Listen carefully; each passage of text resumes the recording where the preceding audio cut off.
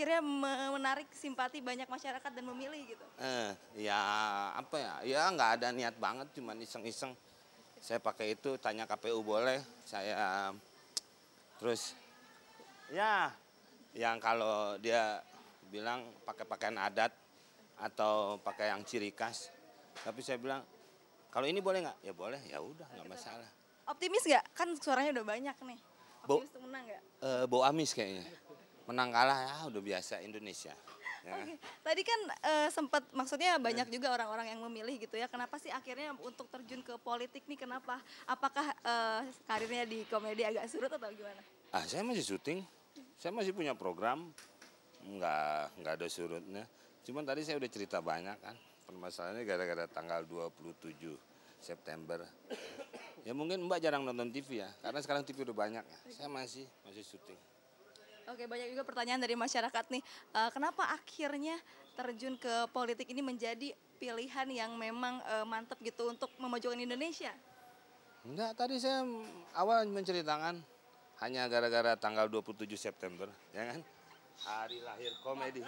Siap, siap.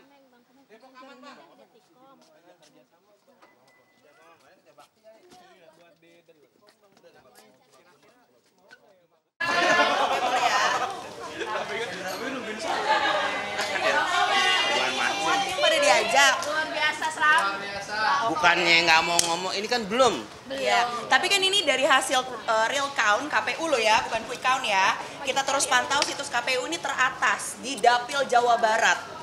KPU tuh sebenarnya ya punya saya sendiri, jadi sebenarnya nggak perlu ini. KPU kan Komeng punya urusan, ya kan.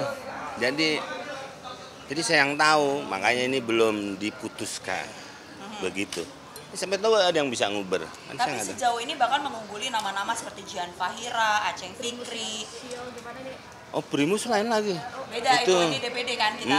DPD. Tadinya kan DPO ya. Jadi karena Tapi Bang Komeng kenapa sih DPD dibandingkan kan kalau yang lain biasanya DPR, DPRD? ya saya nggak ngerti aja berpartai seperti apa, saya masuk partai seperti apa nggak ngerti. Paling nggak kan sebenarnya harus mengetahui dulu gitu. Kalau DPD kan nggak ada ketergantungan saya lihat. Saya lihat teman saya Oni yang pernah situ dia cerita, oh gini, oh ya udah gitu. Jadi saya coba ke situ. Tapi sebelumnya kita juga penasaran nih, apakah kemudian ada partai yang sempat merapat? Sebenarnya dari awal reformasi sudah ada, cuman kan ya partai-partai kan banyak tuh menawarkan kepada saya untuk menjadi anggota partainya. Tapi waktu itu belum tertarik dan ya sampai sekarang juga belum sih. Tapi nggak tahu untuk kesananya ya, untuk bergabung dengan partai. Makanya saya coba dulu ini tanpa dengan partai. Walaupun DPD itu harus bekerja sama juga nantinya dengan DPR kan. Bicara soal tupoksi, tugasnya nanti di sana. Tapi sebenarnya Bang Komeng sudah paham betul, memahami hal itu? Untuk paham banget belum, karena DPD itu tidak punya partai, tidak ada pendidikan politik. Betul.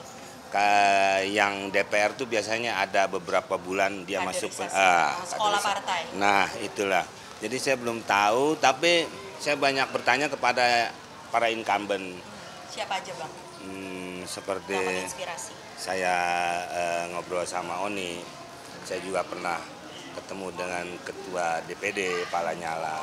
Pak di sana ngapain aja sih, terus gimana sih Pak, saya punya program gini bisa nggak sih Pak gitu. Oh bisa, nanti kita ngomongin ramai. Katanya Pak DPD itu kewenangannya kecil. Iya kewenangan kecil tapi tetap patut diperhitungkan katanya gitu. Oh berarti bisa gitu kan, kalau saya punya konsep begini gitu bisa, ya udah bilang gitu. Terus belum ketemu lagi nih, saya cuma mau bertanya itu aja. Saya banyak bertanya bukannya nyasar karena saya memang belum tahu. Betul. Tapi kan kali ini bahwasannya foto Mas Komeng sedikit menyeneh mungkin. Nah itu gimana tuh? Apa hubungannya sama yang tadi itu? Karena kan sebelumnya kita tahu kalau foto itu kan harus yang merepresentasikan. Ya. Artinya itu yang menjadi alasan Bang Komeng memilih fotonya seperti itu? Enggak, sebenarnya sih saya cuma pengen beda aja. Nggak ada maksud strategi, nggak ada. Orang kan bilang, wah strategi marketing lah apalah, saya nggak ngerti. Kayak gitu saya kampanye aja nggak ngerti, makanya saya nggak pernah kampanye. Coba mungkin anda semua kalau saya orasi, apakah anda percaya dengan saya kan gitu kan? Ya mungkin saya akan tunjukkan dulu, makanya saya nggak punya apa-apa, saya nggak ngerti apa-apa, saya cuma bawa visi misi seperti ini, ingin meningkatkan yang ada hubungan dengan saya, seni dan budaya gitu. Makanya kalau foto itu waktu itu KPU bilang kalau bisa bikin yang pakai baju adat fotonya atau yang punya ciri gitu. Apa? Lah, saya mau pakai baju adat apa ya? Apa adat anak kecil yang nangis mulu gitu kan? Saya nggak tahu.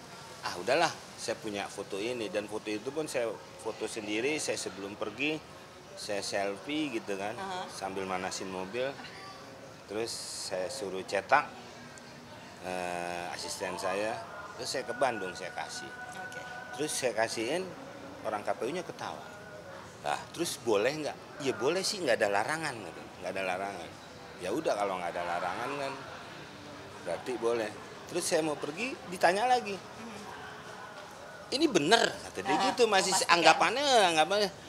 Lah iya makanya saya tanya, Pak, ini dilarang nggak? Enggak, katanya. Nah terus ya udah saya pakai foto itu. Lah ini aneh, kata dia gitu. Oh ya udah.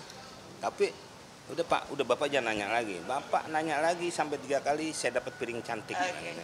Udah akhirnya ya terima itu. Bang Komeng, kita tahu ya, bagaimanapun juga stigma kalau pekerja seni masuk ke Senayan ini hanya membawa popularitas. Ya. Walaupun visi Bang Komeng memang untuk Indonesia yang lebih lucu, lebih uhuy gitu kan.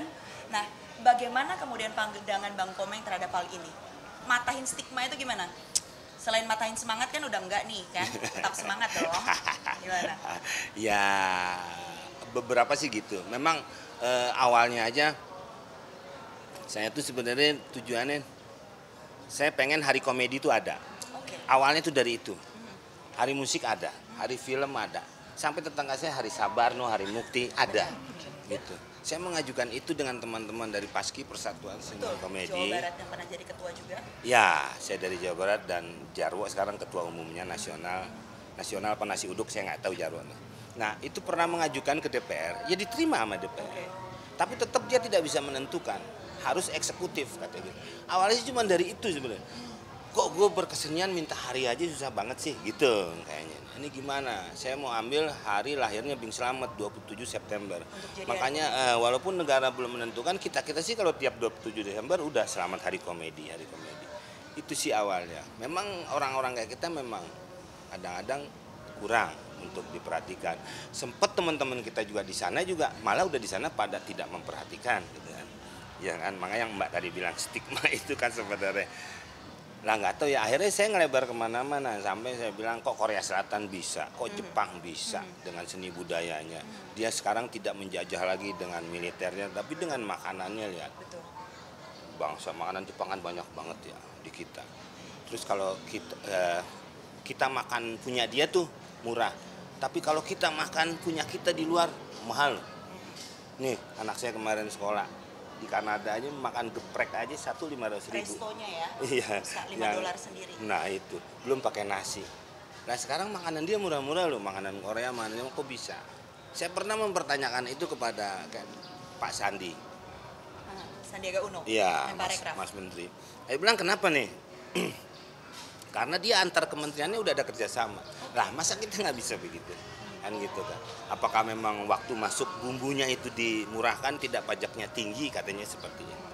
Ya mungkin dari situ kan bisa hal-hal yang seperti itu. Kalau negara lain itu seni dan budaya itu penghasilannya sampai double digit untuk APBN-nya.